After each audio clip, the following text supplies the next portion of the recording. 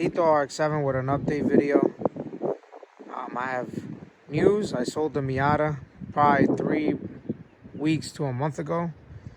And so I've started on this Rx8 project.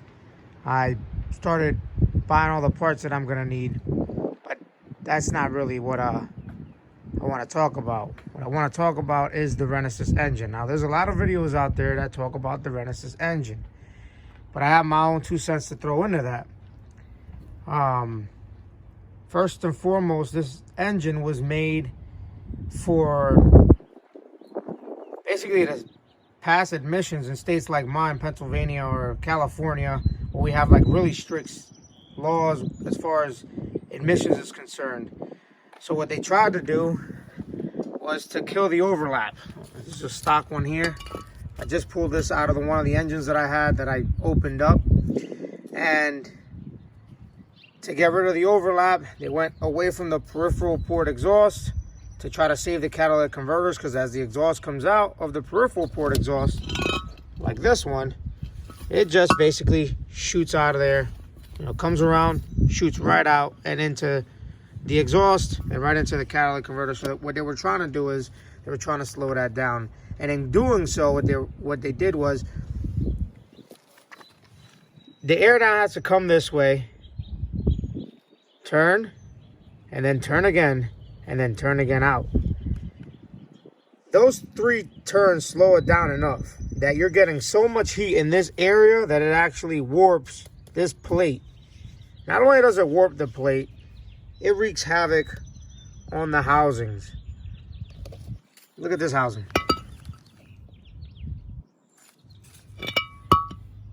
Look at it. This was a stock engine.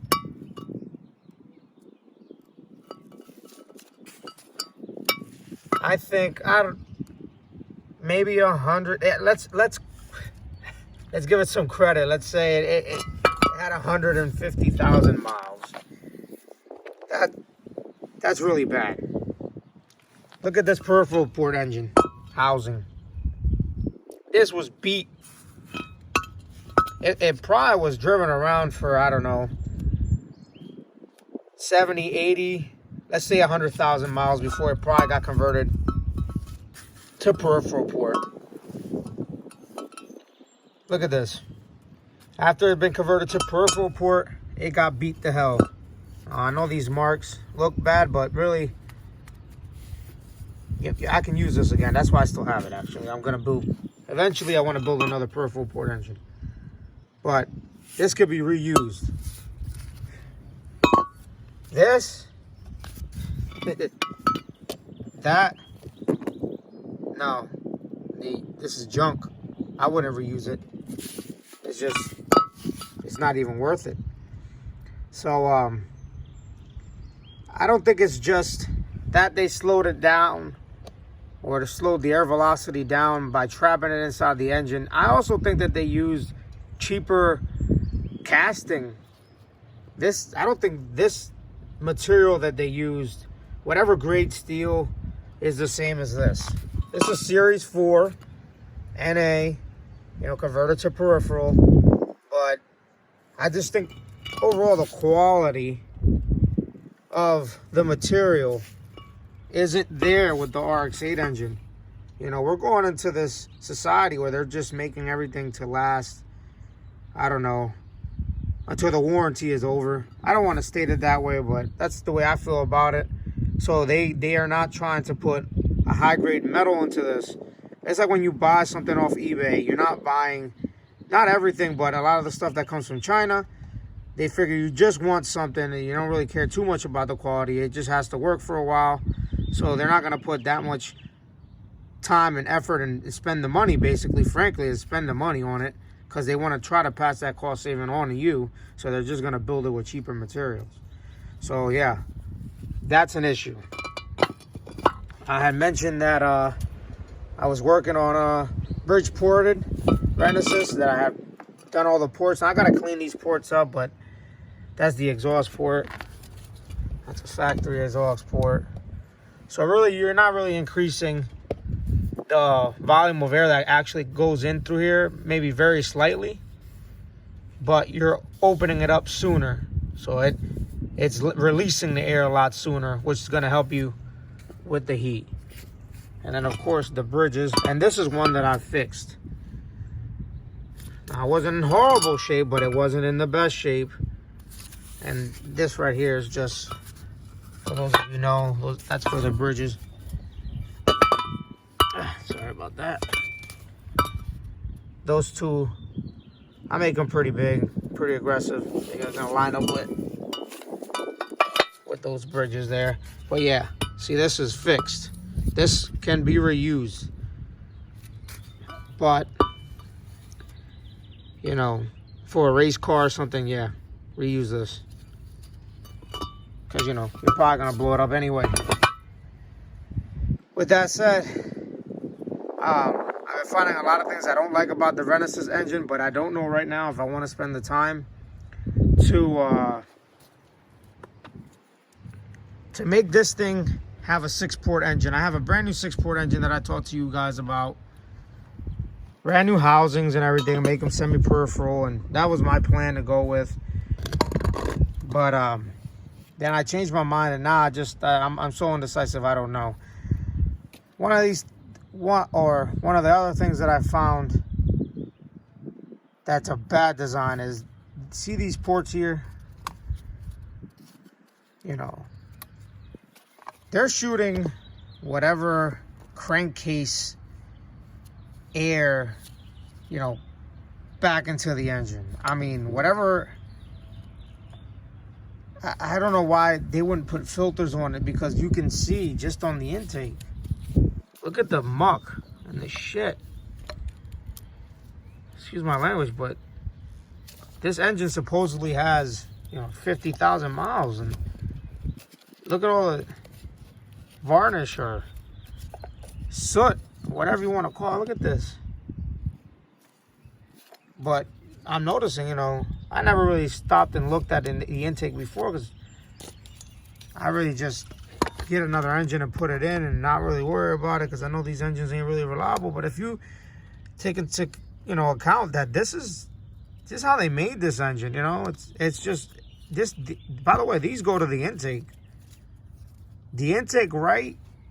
I think one of them might even go to the oil feed. Either way, they're pulling fumes back into the engine. And with the fumes, they're also pulling, you know, all the crap that's getting in there. And no wonder these things, you know, seize up. I've had these break because they were so seized inside the intake port that trying to pull the whole intake out will cause these just to snap off.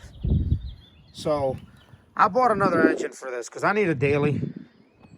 And I wasn't gonna do anything. I'm gonna have this engine ready to go in case I have to put it together. But I bought another engine, and excuse my mess, but this is it. It's supposed to have low miles, whatever, 50 to 65,000 miles on it. But when I open it up, look at these ports. Look how dirty. Look. That's in your engine. That's in this engine. And I bought it just to, look. Let's see if I can get it. Look at that. I bought it just to basically drop it in, and they broke the wiring harness, and I was just trying to replace it with the factory harness that I had. And looking at these intake ports, and I'm just like, I don't know if I want to put this in just like that. You know, a lot of times you get these engines from JDM, and they're great engines, whatever JDM company you get them from, but it was just poorly designed by Mazda. Because the engine looks fantastic on the outside. They doesn't look like they've cleaned it or anything like that to try to sell it. It looks like it's a low mileage engine, but this is concerning, you know. And it's not dry. It's sticky. Anyway, I'm going to have to open up this engine. I bought it so that I could just drop it in because I need a quick daily, but you know, I'm going to have to open it up, and I'm going to have to port it. And while you're there, you might as well bridge port it. And by the way, I have a friend that has kind kind of the same setup that I had. I don't know how big his bridges are, and I don't know how early is opening his exhaust ports and what kind of setup he has. I know he has like, it's just like a piggyback on his ECU. He doesn't have anything, and I'm not gonna have anything crazy either. I just wanted the brat basically, so I'll just probably have those same ports that I made on those irons. I'll make on the other irons and just use it as a daily. But I'll keep everybody updated on my progress and how everything's going and what all I ran into and what I think. I think I'm gonna end up eliminating anything that is trying to feed any of the air back in. I'm gonna eliminate it. These things are gonna be just sealed. I'm not gonna connect them back up to anything again. You know, anything on the intake that's, you know, recirculating any of the vapors, or that has to be eliminated. There, I don't want any recirculation. Vent it to the atmosphere or whatever. I put a catch can. It's not going back into the engine. I'm also gonna run, I'll make another video on it, but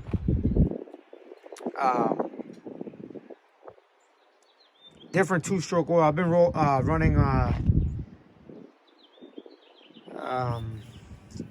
what's that called? Motul 800. But now I'm gonna switch to the 720, I believe, because it's gonna work with the factory pump on the engine, which is something that a lot of people don't take into consideration. Yes, you can just, you know,